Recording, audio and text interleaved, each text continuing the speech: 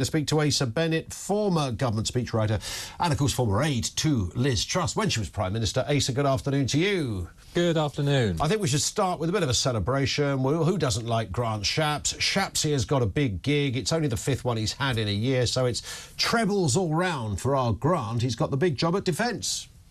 Absolutely. Grant has had, I think, more jobs than the cartoon character Mr Benn. He's been swapping and changing in and out of, 1 minute he was Home Secretary for 8 days under the Truss administration. He was Business Secretary, and now all these credentials were clearly building up. People didn't realise when he went to Ukraine the other week, the only minister who wasn't a Foreign Secretary or Prime Minister to go to Ukraine. Interesting. But he was auditioning for this thing, clearly, and, well, hey, look at him now. He's Defence Secretary, and I think, in seriousness, it's a very good pick for a very particular reason, which is that he is widely recognised to be among one of Westminster's most fluid communicators. And when you've got defence, where the stakes are so high, and you really have to kind of keep up the pressure among the G7 against Putin, keep behind Ukraine, you really not put a foot out of place. It's no time for a novice. And so he's unflappable. At the same time, I'll just throw this into the mix. Sorry to prattle on. Is that, we all remember there's the election coming up, and, Sunak clearly wants to have his people in place, the loyalists, those who are, stuck by him through thick and thin. And what will help is that, you've got someone there who could be really effective attack dog against Labour. So I imagine he'll be savaging them every week he can about how they're soft on security and defence and all the rest.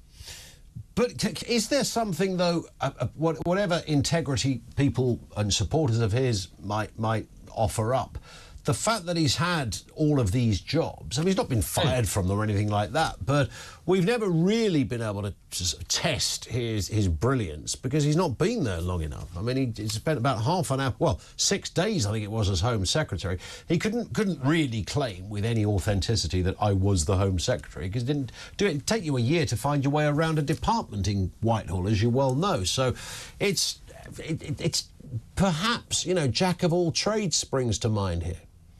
Well, jack of all trades, master of none is tempting sort of epithet. I think he would say that he's a troubleshooter. He's the one-man A-team. Yeah. You send in Grant, he's sort of try and solve something, fix something, he's there. For example, it's why even when Liz Truss was having to try and get rid of him from government initially, she did acknowledge that he is one of the most effective operators, and clearly in his own way he was machinating against her, and then look where he's back, where he belongs perhaps. But look, I'm sounding a bit too much like a Shapps fanboy, so I will say this, that you are right, there are very few crises he's properly been tested under, but at the same time, the UK government is united in support of Ukraine. They know what they're doing in terms of standing up to Russia. He'll be able to lead from the front. Do you think Putin is sitting in the Kremlin now going, oh, my God, Shapps is in town?